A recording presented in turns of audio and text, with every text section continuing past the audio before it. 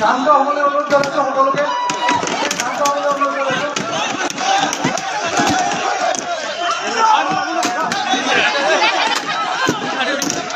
এই চলো ভাই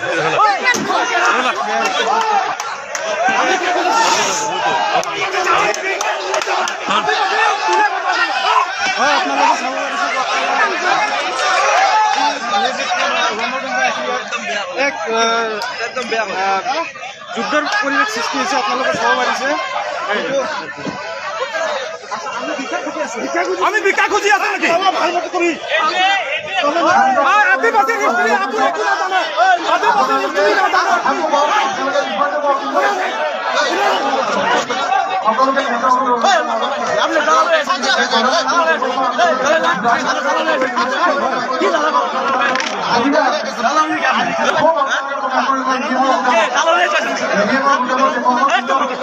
ইয়াৰ বাহিৰে কোনো ধৰণৰ আইন শৃংখলা নিৰ্ণীত হ'ব পৰা বা কোনো ধৰণৰ ৰাজনৈতিকভাৱে পৰিচালনামূলক কাৰ্য হ'ব পৰা কাম নকৰিব খুব সকলোৰে আছে খুব সকলোৰে থাকিব অসমতে থাকিব আৰু ইণ্ডিয়াৰ পৰা দেখুৱাব একদম সৰ্ববৃহৎ সামৰিবলৈ বিচাৰিছোঁ মই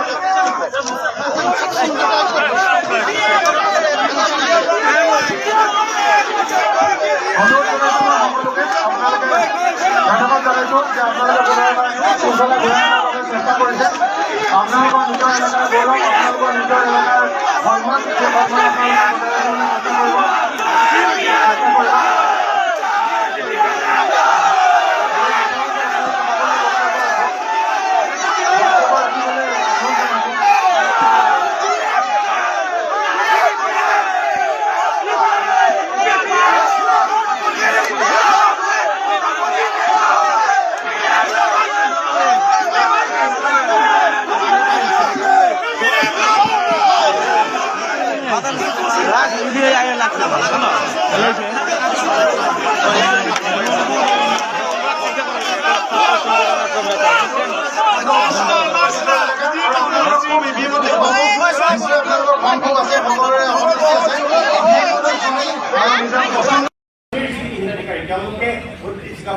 আঁচনিৰ কাৰণে এইবাৰ বিজেপি আৰু তেওঁলোকৰ বিতৰণ জিকিব ধন্যবাদ যিটো আঁচনিৰ কথা কৈছে প্ৰথমতে মই অৰুণোদয় আঁচনি চৰকাৰৰ আঁচনি এই আঁচনিটো আমাৰ বিটিচি অসমত ক'ত কেনেকুৱা বিতৰণ কৰিছে ক'ব নাযাওঁ কিন্তু আমাৰ বিটিচি অঞ্চলৰ অৰুণোদয় আঁচনি বিতৰণৰ নামত যিটো মানে তেনেকুৱা ধৰণৰ তেওঁলোকে কৰিছে হাৰাশাস্তি কৰিছে মহিলাবিলাকৰ মাজত বিভাজন আনিছে তেওঁলোকে চিধাকৈ কয় যে বিধেয়কৰ হ'লে অৰুণোদয় আঁচনি নাপায় আৰু তেওঁলোকে কি কৰিছে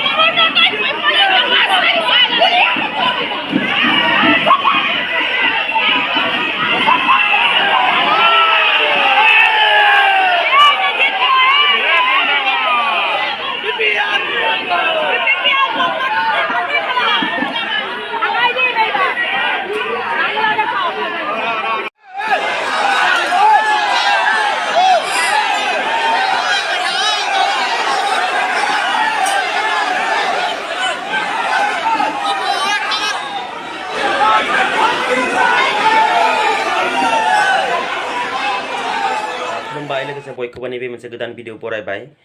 स' लोगोफोर दिनै मोनसे गोदान कन्टेन्टसखौ लाना फैदों आङो मैया जितु क'क्राझारनि हायार सेकेन्डारि फिल्डआव जितु पलिटिकेल मोनसे देबाट अपेन देबाट जालांबाय आरो बेयाव बिराद माने दावराव दावसि सियार बुख्रुबलायनाय बेबायदि मोनसे जाथाय जानाङि जाथाय बेबायदि जालांबाय स' बे मोनसे जाथायनि सायाव आङो दिनै नैबे मोनसे भिडिअखौ बानायदों जुदि नोंथांमोना इन्टारेस्टेडब्ला आंनि नैबे मोनसे भिडिअखौ नायलांदो आरो नोंथांमोननि भिउ पइन्ट्सफोरखौबो आंनि कमेन्ट्सनि गेजेरजों होनो हागोन स' नोंथांमोना मा सानो आरो जुदि नोंथांमोना नैबे मोनसे भिडिअखौ गोदानै नायदोंब्ला अननानै आंनि चेनेलखौ साबस्क्राइब खालाम लोगोसे भिडिअखौ मोजां मोनदोंबा कमेन्ट खालाम लाइक खालाम आरो शेयार खालाम आरो नोंथांमोननि जितु साननाय बेखौबो नैबे मोनसे कमेन्ट्सनि गेजेरजों खोन्थाहरनो नोंथांमोनाबो दाबाव स' लोगोफोर बिदिब्ला जोङो भिडिअखौ जागायनोसै बर'नि पलिटिक्सआव गोबां साननो गोनां जानानै फैदों मानोना दिनै बर' हारियाव मोननै पलिटिकेल हानजा जानायनिफ्राय दिनै थार्ड पार्टि सुथुरफोरा दिनै बर' हारिखौ पलिटिकेलि नाख्रेबनो पलिटिकेलि गादबनो गुबुन हारिजों सैजायै खालामनो बिराद मोनसे गिदिर मोनसे षड़यन्त्र खालामगासिनो दं दिनै नैबे खोथाखौ जोंनि बर'नि राजनितिगिरिफोरा हमदां हादों आं मिथिगौ बिथांमोनाबो हमदां हादों नाथाय राजनितिनि मेरफाकाव गोलैनानै थाखा फैसानि लुबाव गोलैनानै बिथांमोनाबो बेफोरनिफ्राय बारग'नानै बा एरायना थानो नाजायाखै स' बेफोरबायदिनो जुदि जाबाय थायोब्ला जोंनि हारिनि बाथ्राखौ जेसेबां नों खुगायाव बुंबाय था जेसेबां मेल मिटिंफोराव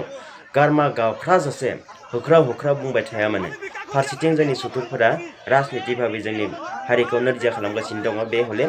बेयो जोंनि भबिष्यतनि थाखाय बिराद मोनसे गिथावना मोनसे परिबेस जानानै फैगोन स' नोंथांमोना मा सानदों आं मिथिया नाथाय मैयानि जितु अपेन डिबेट बे मोनसे इडियट बे मोनसे मुर्खफोरनि खामानि बियो बे मोनसे बर' हारिखौ गादबनो पलिटिकेलि गुबुन हारिजों माने एना एनिखौ बांहोनो थाखाय आरो जोंनि बर'नि जितु राजनिति बे बर'नि राजनितिखौ धंस' खालामनायनि मोनसे षड़यन्त्र होननानै आं बुंनो नांगोन मानोना दिनै UPPL आरो BPF बा गुबुन गुबुन हानजाफोरखौ लानानै जेरैबायदि मोनसे पलिटिकेल देबाट खालामदों बे पलिटिकेल देबाटजों मा रिजाल्ट ओंखारदों आरो बे पलिटिकेल देबाटजों बबे मोनसे पार्टिया गावसोरनि जितु आइडिय'लजि बेखौ बुंफोरनो हागोन जेरैबायदि नोंथांमोना नायदों बबेबा मोनसे पार्टिया बुङोब्ला बबेबा मोनसे पार्टिनि माने वार्कार्सफोरा सापर्टारफोरा जेरैबायदि दावराव खालामो BPFनि मानसिया बुङोब्ला UPPLनि बा गुबुन माने पार्टिनि मानसिफोरा जेरैबायदि दावराव खालामो UPPLनि मानसिया बुङोब्ला BPF बा गुबुन पार्टिनि मानसिफोरा जेरैबायदि दावराव खालामो बेबायदि पलिटिकेल देबाटजों अपेन देबाटजों मा मोनसे मोजां रिजाल्ट ओंखारगोन मा मोनसे पलिटिकेल आइडिय'लजिखौ नोंथांमोना बुंनो हागोन दिनै बेबायदि पलिटिकेल देबाट जानाय लोगो लोगो दिनै मैयानि जितु जाथाय बे जाथायाव दिनै आदिबासि हारिया गाज्रि मोनलांगोन बेखौ सोरबा BPFआनो खालामाथों माने UPPLआनो खालामाथों माने UPPLआ खालामदोंब्लाबो दिनै बर' जातिखौनो गाज्रि मोनगोन BPF खालामदोंब्लाबो बेखौ बर' जातिखौनो गाज्रि मोनगोन दिनै बे मोनसे पलिटिकेल देबाटआ बेखायनो आं बुंदों गुबुन हारिजों जेसेबां हायो एना एनि खालामहोनाय मोनसे पलिटिकेल देबाट आरो बेखायनो जोंनि BTRआव जेरैबायदि माने गोदो थार्ड पार्टिया थुंज्लायना होनायाव जेरैबायदि दाङाबाजि रायट जालांबाय नैबेबायदि मोनसे रायट्स गुबुन हारिजों एना एनि बर' हारिखौ खालामहोनो नागिरबाय थानायनि मोनसे साजेसन बे बिराद गिदिर मोनसे साजेसन स' बेखायनो आं बुंदों नैफोरबायदि पलिटिकेल देबाटखौ जोङो बर्जनसो खालामनांगौ नैफोरबायदि पलिटिकेल देबाटखौ जोङो इगनरसो खालामनांगौ बेनिफ्राय जों एरायना थानो नाजानांगौ मानोना दिनै बेफोरबायदि अपेन पलिटिकेल देबाटखौ जों दिनै गुवाहाटियाव मानो खालामाखै दिनै बेफोरबायदि अपेन पलिटिकेल देबाटखौ दिनै जरहाटआव मानो खालामाखै दिनै बेफोरबायदि अपेन पलिटिकेल देबाटखौ आपार आसामाव मानो खालामाखै दिनै क'क्राझारावसो मानो खालामबाय थादों BTC एरियायावसो बेफोरबायदि पलिटिकेल देबाटखौ मानो खालामबाय थादों बेफोरबायदि पलिटिकेल देबाटजों जेबो रिजाल्टआनो ओंखारखाया आं दहायनो बुंखादों बेफोरबायदि पलिटिकेल देबाटजों हारि हारिसाफोरनि गेजेराव जोंनि बर' हारिखौ माने बिराद एना एनि खालामहोनाय मोनसे बिग मोनसे साजेसन बियो स' बेखायनो जोंनि पलिटिकेल माने दैदेनगिरिफोरा बेफोरबायदि पलिटिकेल जितु अपेन माने देबाट बे अपेन पलिटिकेल देबाटखौ जोङो बर्जनसो खालामनो नाजानांगौ बेफोरबायदि पलिटिकेल देबाटखौ जोङो खालामनोनो होनो नाङा दिनै प्रमद बर'आ मा खालामनो नागिरदों आं बुजि मोनाखै रायजो राजाफ्रा बुजि मोनाखै दिनै प्रमद बर'नि आखायाव जुदि DC SP खौ जुदि सामलायनो हानाय पावारानो फैबायमोनब्ला दिनै बेफोरबायदि पलिटिकेल देबाट खालामनो थाखाय मानो पारमिसन होगौ दिनै बेफोरबायदि नांथारि जाथावथारि आरजाथारि पलिटिकेल देबाटफोरखौ खालामनो थाखाय प्रमद बर'आ मानो पारमिसन होखो दिनै DC SP खौ दिनै प्रमद बर'आ मानो कन्ट्रल खालामनो हायाखै बेफोरबायदि जुदि मैयानि जाथायाव मैयानि जितु हायार सेकेन्डारि फिल्डआव जेरैबायदि चेयार बुख्रुबलायनाय माने बेफोरबायदि माने जाथावथारि जाथाया जालांबाय बेफोरबायदि जाथायाव जुदि जानाङि जाथाया जुदि जानायमोनबा सोरबा थैलायलायनायमोनबा बिनि दायनिगिरिया सोर जागौमोन बिनि दायनिगिरिखौथ' आल्टिमेट जोंनि बर' पलिटिक्सनि दैदेनगिरिफोरखौनो हमगौमोन दिनै बर' पलिटिक्सनि दैदेनगिरिखौ हमनाय माने जोंनि बर' जातिखौ हमनाय स' बेफोरबायदि पलिटिकेल डिबेटजों दिनै मा खालामनो नागिरदों मा मोनसे आइडिय'लजिखौ इस्टाब्लिश खालामनो नागिरदों जों बुजि मोनाखै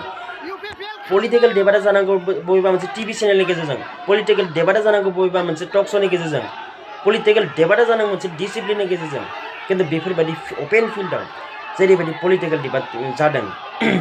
बेबायदि कुनु दिन आरो जाहाथे जानो नाङा बेबायदि पलिटिकेल डिबेट कुनु दिन आरो बेबायदि बिटिसि एरिया जानो नाङा जुदि खालामोब्ला दिनै सोरबा थार्ड पार्टिया जुदि बेबायदि पलिटिकेल डिबेट खालामो गुवाहाटियाव खालामथों बेबायदि पलिटिकेल डिबेट जुदि खालामोब्ला आपार आसामाव खालामथों बेबायदि पलिटिकेल डिबेट खालामोब्ला जरहाटआव खालामथों बर' गंगानि समस्थियाव खालामहैथों दिनै गुवाहाटियाव खालामथों बेफोरबायदि खालामालाबासिनो दिनै क'क्राझारावसो मानो खालामबाय थादों आरो नङाब्ला पलिटिकेल डिबेट जुदि इमान खालामनो गोसो दङब्ला टिभि चेनेलफोरा दिनै गावसोरनि स्टुडिअ मानो लिंना लायाखै गावसोरनि स्टुडिअ'आवनो कर्टनिफोरखौनो लिंना लानानै थां सोरखौबा मानसि बासि बिसोरो जायखौ माने सेलेक्ट खालामो बिथांमोना बासिनानै लाना थांथों गावसोरनि टिभि चेनेलाव टक श'नि गेजेरजों पलिटिकेल डिबेट खालामथों बेबायदि अपेन पलिटिकेल माने अपेन फिल्डआव पलिटिकेल डिबेट खालामनानै जोंनि बर' हारिखौ गुबुन हारिजों धंस' खालामनो नाजानाया गुबुन हारिजों गाज्रि मोनजाहोनो नाजानाया जोंनि बर' जातिनि दैदेनगिरिफोरा बेनिफ्राय सांग्रां जानाया मोजां आरो बेखौ जेसेबां हायो थाबनो बर्जन खालामनांगौ आरो बेफोरबायदि कुनु दिन माने पारमिसन होनो नाङा बेफोरबायदि पलिटिकेल डिबेट खालामनो थाखाय मानोना बे मोनसे पलिटिक्सआव माब्लाबाबो माने जों एक्सपेक्ट खालामनो हाया नैबिदि जाथाय जाया होननानै माब्लाबा एक्सपेक्ट खालामनो हाया माब्लाबा जानाय जाथायफोराबो जालांगोन सोरखौबा जोंनि बुथारनाय सिथारनाय बेफोरबायदि जाथाय जालांगोन स' बेफोरबायदि पलिटिक्स खालामनो थाखाय जोंहा जातिया थिनाखै गावबा गावनि पार्टिनि बाथ्राफोरखौ गावबा गावनि पार्टिनि आइडिय'लजिफोरखौ बुंनो थाखाय गावबा गाव पार्टिया मिटिं खालामगासिनो दङ मिटिं एरेन्ज खालामगासिनो दङ निउस मिडियाफ्रा बेफोराव थां निउस मिडियाफ्रा बेफोरनिफ्राय माने निउस ला बेफोरनिफ्राय इन्टारभिउ ला बेखौनो खालामालाबासिनो दिनै जोंनि बर'नि पलिटिक्सखौ नायोब्ला दिनै मिडियाफोरखौथ' नायोब्ला बबेबा मोनसे पलिटिकेल हान्जाखौ एकदम माने गारखाना दोननाय बायदि खालामनानै दोनदों बेफोरबादिजों कुनु मोनसे निउस सालायनो हाया बेफोरबायदिनो कुनु मोनसे समाजाव निउस होनो हाया आरो नोंसोरनि जितु निउस होनाय बेबो मोनसे आद्रा जानानै थालांगोन आं रावबो मोनसे मिडिया चेनेलखौ मेनसन खालामनानै बुङाखै मिडियानि खामानिया जानांगौ रायजो राजानि गेजेराव बाथ्राफोरखौ माबायदि होलांगोन रायजो राजानि गेजेराव गासैबो निउसफोरखौ नोंथांमोना माबायदि फोसावनानै होगोन आरो डिसाइड खालामगोना रायजो राजाया डिसाइड खालामगोना निउस चेनेला नङा नैबे मोनसे पार्टिनि निउसखौ होगोन नैबे मोनसे पार्टिनि निउसखौ होआ बेफोरबायदि डिसाइड खालामनायनि डिसिसना निउस चेनेलफोरनि माने आखायाव थानो नाङा डिसाइड खालामगोना निउसखौ नों गासैनिखौबो हो डिसाइड खालामगोना दिनै रायजो राजाफोरासो निउस चेनेलफोरा ट्रेन्सपारेन्ट जानांगौ दिनै मानो थाखाय कंग्रेसआ निउस लाइभ आरो टाइम चेनेलखौ बर्जन खालामनो गोनां जाखो दिनै बेफोरबायदि जुदि जायोब्ला दिनै रायजोनि खामानि मावनायाबो आद्रा जानानै थायो निउस चेनेलफोरा बायास जानो नाङा निउस चेनेलफोरा सोरबा बायखांजानो नाङा सोरनिबा फेभारावल' बुंबाय थानो नाङा निउस चेनेलफोरनि खामानिया जादों रायजो राजानि गेजेराव गासै बाथ्राखौनो लांनाय बाखि डिसाइड खालामनांगौआ रायजो राजानि खामानि दिनै दुर्भाग्य खोथा जादों टाइम मिटखौ दिनै कंग्रेसआ बर्जन खालामदों दिनै कंग्रेसनि नेसनेल माने लिडारफोरानो दिनै निउस चेनेल मोननैखौ बर्जन खालामनो गोनां जादों बेफोरबायदि खालामनो गोनां जानाया जोंनि आसामाव दुर्भाग्य जादों आरो जाहाथे जोंनि बर'नि गेजेरावबो बेफोरबायदि जाया दिनै बर'नि गेजेरावबो गोबां बेबायदि निउस चेनेलफोर ओंखारबाय दिनै बेफोरबायदि गोबां पर्टेल चेनेलफोर ओंखारबाय बिथांमोननि खामानियानो जानांगौ ट्रेन्सपारेन्ट दिनै मेलेमनि दावहा राजनितिनि दावहा बेबायदि राजनितिनि दावहायाव बर'फोरा बेसेबां देरहागोन दिनै मेलेमनि दावहायाव बर'फोरा बेसेबां देरहागोन प्रमोद बर'नि पलिटिक्सआ बेसेबां जौगागोन प्रमोद बर'नि पलिटिक्सजों बर' हारिया बेसेबां सिकिउर जागोन दिनै उग्रपन्थी समस्या जोबदों दिनै शान्ति फैदों होननानै बुंदों खिन्थु जोंनि बर' हारिनि भबिष्यतआ बेसेबां शान्ति जोंनि बर' हारिनि भबिष्यतआ बेसेबां सिकिउर दिनै बे खोथाखौथ' जोंनि दैदेनगिरिफ्रा साननो रोंनांगोन दिनै नंगौ जों पलिटिकेलि माने जिथु दावहा बा राजनितियारि जिथु दावहा बा जोंनि जिथु मेलेमनि दावहा बे दावहायावनो जोङो जुजिनांगोन आरो बेफोरबायदि दावहाजोंनो जोङो जोंनि बर' हारिखौ सिकिउर खालामनो गोनां जागोन दिनै उग्रपन्थीनि दावहाजों सिकिउर खालामनो हाया जों बेखौबो स्वीकार खालामो स' बेखायनो दिनै राजनितिनि दावहायाव पलिटिक्सनि दावहायाव दिनै मेलेमनि दावहायाव जोंनि जातिखौ जों माबादि लांगोन बेनि मोनसे मिशन आरो भिजनाथ' जोंनियाव थानांगोन ना दिनै बेफोरबायदि अपेन पलिटिकेल डिबेटजों जोंनिया दि थार्ड पार्टिया जोंनियाव मोनसे अर सुना होगासिनो दङ बे मोनसे पलिसिखौ बे मोनसे एजेन्डाखौ जोंनि मानसिफ्रा साननो रोंदोंना रोङाखै बे मोनसे जिथु साजेसन बेखौ जोंनि मानसिफ्रा साननो रोंदोंना रोङाखै आरो बेखायनो जुदि साननो रोंदोंब्ला आं लुगैयो बेफोरबायदि अपेन पलिटिकेल डिबेट्सखौ बन्द खालामनांगौ आरो जुदि बेफोरबायदि अपेन पलिटिकेल डिबेट जुदि खालामोब्ला दिनै हानजा बाय हानजा पार्टि बाय पार्टि गुबुन गुबुन सानाव बेबायदि एक्सट्रा पलिटिकेल डिबेट खालामनाया खोब दरकारि होननानै आं सानो दिनै जुदि बिपिएफखौ जोंनि बेफोरबायदि गासै पार्टि वर्कार्सफोरखौ लानानै जुदि खालामदोंब्ला गाबोन बेफोरबायदि इउपिपिएलखौ लानानै बेफोरबायदि अपेन पलिटिकेल डिबेट खालाम बिथांमोननि साननाय हनायफोरखौ निउस चेनेलनि गेजेरजों फोरमायनो हो गुबुन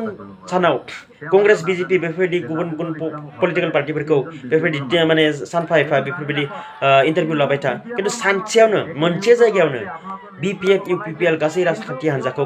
गासै माने जिथु स्टुडेन्ट अर्गानाइजेसन बेखौ लानानै जों जुदि पलिटिकेल डिबेट खालामगोन बेफोरबायदि पलिटिकेल डिबेटजों जेबो मोनसे रिजाल्ट ओंखारा बेफोरबायदियाव नांलाय खमलाया जाखागोन बे सिउरखा स' बे मोनसे आनलफुल एसेम्ब्लि आरो आनलफुल एसेम्ब्लियाव माबायदि माने जेल जायो नोंथांमोना मिथिगौ ना स' बबेबा मोनसे पार्टियाव बा बबेबा मोनसे ग्रुपाव साब्रै साबानि बारा जुदि मानसि बेयाव दावराव दावसि खालामोब्ला बे मोनसे आनलफुल एसेम्ब्लि जायो आरो बेफोरबायदि आनलफुल एसेम्ब्लि खालामनो थाखाय दिनै प्रमद बर' सरकारा मानो पारमिसन होखो दिनै बेफोरबायदि आनलफुल एसेम्ब्लि खालामनो थाखाय दिनै प्रशासना मानो पारमिसन होखो दिनै सोरनि साजेसन बियो सोरनि पलिसि बियो दिनै प्रमद बर' इउपिपिएल सरकार साननो हागौ के बेफोरबायदि एसेम्ब्लि खालामनानै बेफोरबायदि मिटिं अपेन पलिटिकेल डिबेट खालामनानै बेयाव नांलाय खमलाय जुदि खालामहोनो हायोब्ला गुबुन हारिनि भटसफोरखौ दिनै सरकारनि थ्रुयै माबा माबि माल बुस्थु राननानै मुवा बेसाद राननानै गुबुन हारिनि भटखौ जों आदाय खालामनो हागोन दिनै बिपिएफ जों गुबुन हारिनि भटखौ जोङो सेंखा होनो हागोन बेफोरबायदि हयथ' पलिटिक्स खालामनो हागौ बेखौबो जों नंखाय बुंनो हाया आरो जुदि बेफोरबायदिनो पलिटिक्स जुदि प्रमद बर' खालामदोंबा दिनै प्रमद बर'आ सान्तिनि सोलाय राजनिति भाबे असान्ति खालामनो नाजागासिनो दङ जोंनि बिटिआरआव आरो बेफोरबायदि जुदि खालामनो नागिरदोंब्ला दिनै बर' जातियासो धंस जागोन आरो बर' जातियासो गुबुन हारिजों गाज्रि मोनजागोन दिनै साननो हागौ दिनै इउपिपिएलआ गुबुन हारिनि भटखौ आदाय खालामनो हादों होननानै साननो हागौ मोनसे समाव गासिबो माने बर' नङैफोरनि भटआ बिपिएफआव गोलैदोंमोन दिनै बर' नङैफोरा मा खालामदों दिनै जाय सरकाराव थायो बेजोंनो थादों गाबोन जुदि बोरैबा बिपिएफआ सरकाराव फैयोब्ला गासिबो बर' नङै भटार्सफोरा इउपिपिएल नागारजोबगोन बिपिएफ हाबजोबगोन दिनै बेफोरबायदि गुबुन हारिनि भटखौ लानानै दिनै खेला गेलेबाय थानाया जोंनि जातिनिसो खहा जानानै फैदों स' बेखौ जोङो गोबां समनिफ्राय नुबोगासिनो दङ बेफोरनिफ्राय मोनसे नलेज लानांगौनि दरखार दङ जोंनि मानसिफ्रा बेफोरखौ जोङो एक्सपिरियेन्स मोनबोखानाय बेफोरखौ जोंनि जातिया एक्सपिरियेन्स मोनबोखानाय दिनै पुराना नंला दिनै 17 बोसोर हाग्रामाया सरकार सालायबाय दिनै प्रमद बर'आ 4 बोसोर सरकार सालायबाय बेखिना बोसोराव दिनै जों बर' हारिया गोबां मिथिर जानांगौनि दरखार दंसै आरो बेफोरबायदि अपेन पलिटिकेल डिबेटआ दिनै गुवाहाटीयाव जायाखै दिनै जरहाटआव जायाखै दिनै आपार आसामाव जायाखै दिनै क'क्राझार बिटिसिआव जागासिनो दङ दा बे मोनसे बिराद गेदेर मोनसे साजेसन जोंनि बर' जातिखौ धंस खालामनो थाखाय पलिटिकेलि धंस खालामनो थाखाय स' बेनिफ्राय जोंनि बर'नि इन्टेलेक्सुवेलफोरा माने बर्जन खालामना थानाया मोजां बेफोरनिफ्राय गोजानाव थानाया मोजां आरो बेफोरबायदि पलिटिकेल डिबेटखौ जेब्लाबो पारमिसन होयियानो मोजां बिराद गिदिर मोनसे घटना जुदि जानायमोनबा बिराद गिदिर मोनसे जुदि जाथाय जानायमोनबा बिनि रेसपन्सिबिलिटिया सोरनि जागौमोन बिनि रेसपन्सिबिलिटिखौ सोर लागौमोन आरो बेखौनो जोंनि बर' जातियाव बिराद माने राजनिति खालामबाय थागौमोन नामा दिनै बेफोरबायदि जागासिनो दङ दिनै सोरबा जुदि आदिबासिनि हारिनि जुदि मानसि सासे जुदि बेयाव थैनायबा सोरबा गरखा कमिउनिटिनि मानसि सासे जुदि थैनायबा बेखौ लानानै जोंनि बर' जातियाव बेसेबां गिदिर मोनसे दाय जानानै थागौमोन दिनै 2008नि दायखौ जों दाबो बावगारनो हायाखै दिनै 2008नि 2012नि जुदि रायट्सफोर बेखौनो जोंनि जातिनि मानसिफ्रा लानानै पलिटिक्स खालामगासिनो दङ खिन्थु बेफोरखौ जेसेबां हायो जों गुबुन हारिजों माने बावगारहोनोसो नांगौ खिन्थु बेफोरखौ लानानै जों दिनै राजखान्थि खालामगासिनो दङ आरो दिनै मैया जुदि बेफोरबायदि सोरबा सासे गुबुन हारिनि मानसि जुदि थैनो गोनां जानायमोनबा बिनि दायनिगिरिया सोरनि जागौमोन स' बेफोरबायदि पलिटिकेल डिबेट्सआ जेबो मिनिं गैया बेफोरबायदि पलिटिकेल डिबेट्सआ मुर्खनि खामानि आरो बेफोरबायदि पलिटिकेल डिबेटखौ जोङो बन्द खालामनांगौ बर्जन खालामनांगौ आरो सरकारा माब्लाबाबो बेफोरबायदि आनलफुल एसेम्ब्लिखौ खालामनो थाखाय पारमिसन होनो नाङा स' आङो बे खोनाखौनो बुंनानै दिनै जोंनि भिडिअखौ एसेनो दोनथ'बाय आरो जुदि भिडिअखौ नोंथांमोना मोजां मोनोबा लाइक खालाम कमेन्ट खालाम आरो शेयार खालाम